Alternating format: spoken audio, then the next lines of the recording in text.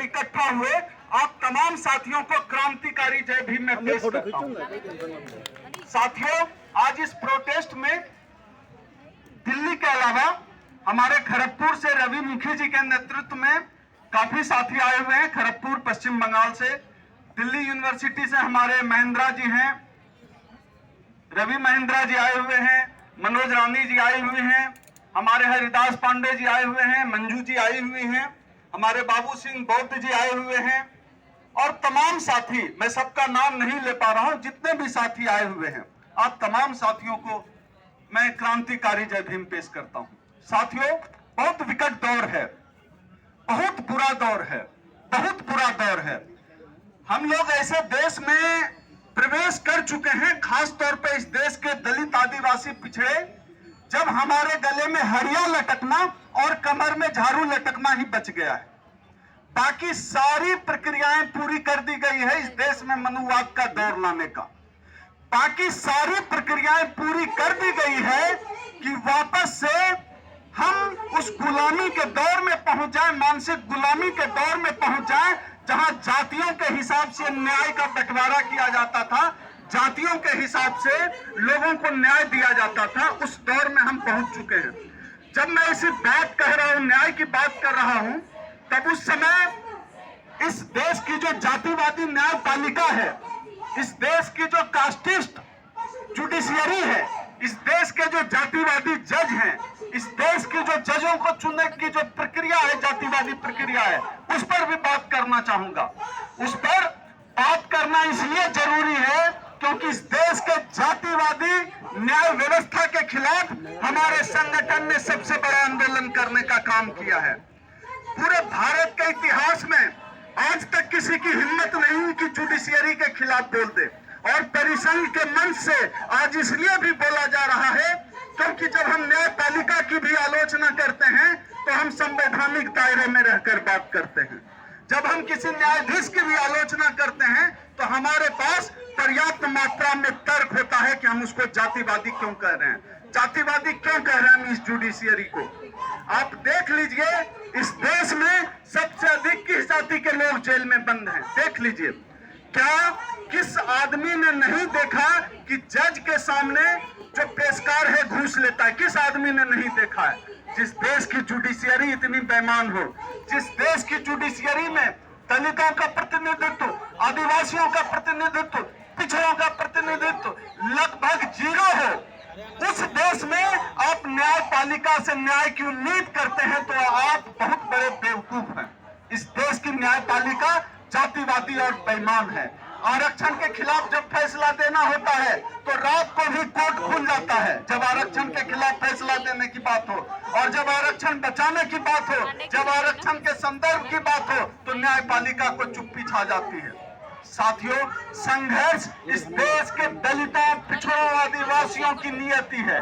संघर्ष हमारी नियति है। संघर्ष हमारी नियति इसलिए भी है क्योंकि हमने इस देश में पानी पीने का अधिकार भी लड़कर हासिल किया है, क्योंकि हम उस बाबा साहब डॉक्टर अंबेडकर की औलाद हैं, हम उस बाबा साहब डॉक्टर अंबेडकर को मानने वाले लोग हैं, हम उस बाबा साहब डॉक्टर अंबेडकर की संतान हैं, जिन्होंने पढ़ाई भी इतने संघर्ष से किया कि उनको स्कूल में बैठने नहीं दिया जाता था, स्कूल से बाहर बिठाया जाता था, पानी पीने का अधिकार नहीं था। साथियों, हम उस माता सावित्रीबाई फूले के बच्चे हैं जो जब लड़कियों को पढ़ाने जाती थी तो उस दौर में उनके ऊपर गोबर फेंक दिया जाता था। तो हमने तो सब कुछ संघर्ष से हासिल किया है। आप सोच कर देखिए, जिनको गवारा नहीं कि आप उनके सामने खाट पर बैठे, जिनको गवारा नहीं है कि आप उनके सामने अच्छे कपड़े पहने, अच्छा खाना खाएं, वो चाहेंगे कि आप कोट पैंट पहनकर उसके अधिकारी बनकर कुर्सी पर बैठ जाएं? वो बिल्कुल नहीं चाहेंगे। ऐसा चाहना भी अपने आप में बहुत बड़ी मूर्खता है। साथियों, हम सब लोगों को यथास्थिति समझनी होगी। हम लोगों को समझना होगा कि आज तक हमने जो भी हासिल किया संघर्ष से हासिल किया, और आगे जो भी हासिल होगा वो संघर्ष से हासिल होगा। और साथियों, जिस सरकार को हमने चुना है, गूंगे बहरे की सरकार है। यह पल भले ही पूरी दुनिया में राष्ट्रभक्ति का प्रमाण पत्र बांटते फिरे हों, लेकिन इस देश का इतिहास गवाह है, इन्होंने अंग्रेजों के तलवे चाटे हैं और इन्होंने अंग्रेजों से माफी मांगने का काम किया है। ये लोग आज देशभक्ति का प्रमाण पत्र दे रहे हैं लोगों को। ये लोग, आप देखिए, इस देश में आजादी के दौर में जब राय बहादुर, जंग बहादुर, तमाम उपाधियां इस देश की अंग्रेज सरकार बांट रही थी, तो उपाधियां किन जाति के लोगों को मिली है? कितने दलितों को आज तक राय बहादुर, जंग बहादुर की उपाधि मिली है? किसी को नहीं मिली। कितने आदिवासी राय बहादुर, जंग बहादुर हुए अंग्रेजों के कार्यकाल में? कोई नहीं हुआ, क्योंकि इस देश को आजादी दिलाने में भी हमारे समाज के लोग लड़ रहे थे, हमारी जाति के लोग लड़ रहे थे, हमारे समुदाय के लोग लड़ रहे थे। और उस दौर में ये लोग अंग्रेजों की दलाली कर रहे थे, ये लोग अंग्रेजों की चमचागिरी कर रहे थे। साथियों, ये लोग अब हमें भीख की तरह चाहते हैं। पूरे देश में मीडिया के माध्यम से, इस देश की जो मनुवादी मीडिया है उसके माध्यम से पूरे देश में यह माहौल बना दिया गया है कि जो आरक्षण है एक भीख है, खैरात है। साथियों, एक छोटी सी बात जो परिसंघ कहता है, इस एक छोटी सी बात जो इस देश का हर अम्बेडकरवादी कहता है, जिसकी जितनी आबादी है उसकी उतनी भागीदारी दो। अगर इस देश की आबादी में हम 20% हैं, अगर इस देश की आबादी में हम 18% हैं, हमें 1% न ज्यादा चाहिए न कम चाहिए। ज्यादा हम मांगेंगे नहीं और कम हमें मंजूर भी नहीं है। न कम लेंगे न ज्यादा लेंगे। तो हमारी सीधी सी मांग है, जिसकी जितनी आबादी है उसको उतनी भागीदारी मिले, उसको इतनी हिस्सेदारी मिले। हम 22% हैं तो 23% मांगने नहीं जाएंगे। सब लोग जानते हैं, नाम लेकर बताने की जरूरत नहीं है, इस देश में किस जाति के लोग जुडिशियरी में कायम है, किस जाति के लोग आज कॉर्पोरेट में CEO, GM और MD बनकर बैठे हुए, या किसी से छुपा हुआ नहीं है। जब वोट लेना होता है तो बाबा साहब की तस्वीरों पर माला चढ़ा देते हैं और विचारों पर ताला डाल देते हैं। इनका साफ एजेंडा है कि बाबा साहब की तस्वीर पर माला डालो और विचारों पर ताला डाल दो। अगर ऐसा नहीं है तो फिर क्या कारण है कि बाबा साहब का जो साहित्य है संपूर्ण वाङ्मय है, इस भाजपा सरकार ने छापना बंद कर दिया है। बाबा साहब का साहित्य अगर जन जन तक पहुंचेगा तो इनको पता है इस दुनिया की सबसे बड़ी क्रांति इस भारत में होने वाली है। इसलिए बाबा साहब का साहित्य लोगों तक पहुंचने से ये रोकने का काम कर रहे हैं। साथियों, हमें डरना भी नहीं है, घबराना भी नहीं है और संवैधानिक दायरों को तोड़ना भी नहीं है। हमारा इतिहास है, हम उस बाबा साहब की औलाद हैं जिन्होंने इस देश का संविधान लिखा है। हम संवैधानिक दायरों को तोड़ कैसे सकते हैं? अखिल भारतीय परिसंघ ने आज तक संवैधानिक दायरे में रहकर निजीकरण के खिलाफ लड़ाई लड़ी है, आरक्षण बचाने की लड़ाई लड़ी है। आज इस समय जब हम यहाँ जंतर मंतर पर दिल्ली में प्रोटेस्ट कर रहे हैं, ठीक इसी वक्त आज पूरे देश में लगभग 20 से 22 राज्यों में अलग अलग जिला मुख्यालय और राज्य मुख्यालय में प्रोटेस्ट का कार्यक्रम चल रहा है। हम परिसंघ 1997 से लेकर आज तक आरक्षण बचाने की लड़ाई लड़ने के लिए प्रतिबद्ध है और निजीकरण के खिलाफ मोर्चा खोले हुए है। निजीकरण के खिलाफ लड़ाई में, आरक्षण बचाने की लड़ाई में न परिसंघ ने आज तक कोई समझौता किया है, न हमारे राष्ट्रीय अध्यक्ष डॉक्टर उदित राज जी ने आरक्षण बचाने के लिए कोई समझौता किया है, चाहे इसकी कीमत जो भी चुकानी पड़ी हो। पुराने साथी हैं, सभी लोग जानते हैं कि 2003 से हमारे राष्ट्रीय अध्यक्ष जी को सिक्योरिटी मिली हुई थी। इस सरकार ने जब आरक्षण के खिलाफ, आरक्षण बचाने के लिए मोर्चा निकाला हमारे राष्ट्रीय अध्यक्ष जी ने, तो इस सरकार ने सिक्योरिटी छीन ली हमारे राष्ट्रीय अध्यक्ष जी। हमारे राष्ट्रीय अध्यक्ष जी फिर भी नहीं माने तो उनका बंगला खाली करा दिया गया। इस तरह से ये सरकार काम करती है, इस तरह से ये सरकार दलितों के खिलाफ काम कर रही है। पूरे देश में यही चल रहा है।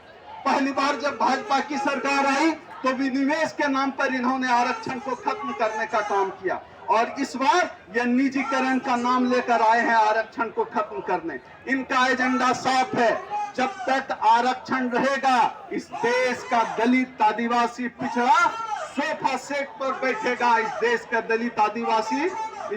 दलित आदिवासी कोट पैंट पहनेगा, पैर पर पैर चढ़ाकर बैठेगा। यह बात हमारा समाज भले नहीं समझता हो, लेकिन इस बात को वह समाज जरूर समझता है जो आरक्षण का दुश्मन है और हमारा दुश्मन है। उनको पता है इनको सब कुछ आरक्षण से हासिल हुआ है, चाहे हमारे अंदर का विचार हो, चाहे हमारे शरीर का कपड़ा हो, चाहे हमारे थाली का खाना हो, सब कुछ हमें आरक्षण से हासिल हुआ है। ये लोग उनको खत्म करने के लिए आतुर हैं। हमारे बीच सेंट्रल इलेक्ट्रॉनिक्स लिमिटेड के साथी हरकिशन भारती जी, PS दीपक जी आए हुए हैं। लगातार ये साथी कई महीनों से बैठे हुए धरना पर, इस सरकार को कोई असर नहीं पड़ता। आज वो आए हुए हैं हमारे धरना में शामिल होने। हम भी पिछले दिनों इनके प्लांट पर गए थे, राष्ट्रीय अध्यक्ष जी भी एक बार गए थे, हम भी इस बार गए थे। पूरे देश में कमोबेश यही हालत है। रेलवे का किराया बढ़ा दिया गया और रेलवे में सुविधाएं जीरो कर दी गई। जो लोग रेलवे में सफर करते हैं उनको पता है क्या हालत कर दी है रेलवे की। विश्वविद्यालय में शिक्षक नहीं है। आज तक तो इस देश में एक सुई और बटन नहीं बना है और क्रेडिट लेते हैं कि ये विश्व गुरु है। काहे का विश्व गुरु? जिस देश में दलितों को जीने का हक नहीं है, जिस देश में आदिवासी अगर अधिकार की बात करे नक्सली कहकर जेल में बंद कर देते हैं, जिस देश में मुसलमान अपने हक अधिकार की बात करे उसके ऊपर देशद्रोह की धारा लगा देते हैं, आतंकवादी बता देते हैं और उस देश को विश्व गुरु कहते हैं। जिस देश में सभी लोगों को एक समान जीने का अधिकार नहीं हो, जिस देश में सबको समता का अधिकार नहीं हो, जिस देश में सबको न्याय बराबरी से नहीं मिले, वह देश काहे का विश्व गुरु? विश्व गुरु यह देश सही मायने में तब बनेगा जब यह देश समता मूलक समाज बनेगा, जब इस देश के दलितों, पिछड़ों, आदिवासियों को बराबरी का अधिकार मिलेगा। कितनी मामूली सी मांग हम करते हैं कि हमें समान इंसान मानो। इस देश का दलित, पिछड़ा, आदिवासी, अल्पसंख्यक, महिलाएं, वो सब भी समान इंसान है, उनको समान मानो। उनको इस देश की जो संपत्ति है, इस देश की जो संसाधन है, आबादी के हिसाब से भागीदारी दे दो। इस देश की जो जुडिशियरी है वो हमें आबादी के हिसाब से हमारी भागीदारी दे दो। एक छोटी सी मांग ये लोग नहीं समझते हैं क्योंकि ये लोग मनुस्मृति को मानने वाले हैं। साथियों, इसी के साथ मैं अपनी बात समाप्त करता हूं और हम लोग लड़ेंगे। लड़ने के अलावा कोई चारा नहीं है, कोई चारा नहीं है। आप सभी साथियों को एक बार फिर मेरी तरफ से जय परिसंघ, जय डॉक्टर उदित राज, क्रांतिकारी जय भीम।